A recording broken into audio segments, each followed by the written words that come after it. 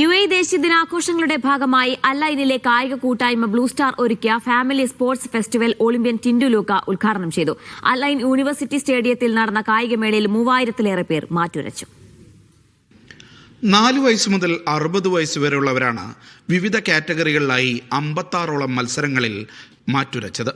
വിവിധ ഏജ് കാറ്റഗറികളിൽ ഉമർ സക്കരിയ, ഹെന അഷ്കർ, ഉകാഷ, ആയിഷ നിഹ, മഹാദേവൻ, ഷനൽ ലാബു എന്നിവർ വ്യക്തിഗത ചാമ്പ്യന്മാരായി. സൂപ്പർ സീനിയർ വിഭാഗത്തിൽ സഫാനിയ സാബു, ആലിയ നുജൂം എന്നിവർ ചാമ്പ്യന്മാരായി. മെൻസ് വിഭാഗത്തിൽ അക്ഷയ് നരേഷ് സൂരി ചാമ്പ്യൻ പട്ടം കരസ്ഥമാക്കിയപ്പോൾ ലേഡീസ് വിഭാഗത്തിൽ കാവ്യ അവിനാഷ് കിരീടം ചൂടി.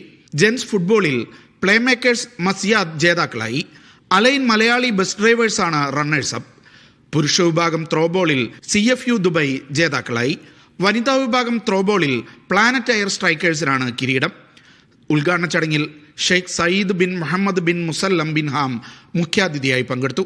Media One Middle East editorial മേധാവി MCA നാസർ, ബ്ലൂ സ്റ്റാർ ഭാരവാഹികളായ ജാഷിദ് പൊന്നേത്ത്, ആനന്ദ് പവിത്രൻ തുടങ്ങിയവർ സംസാരിച്ചു. Media One, align.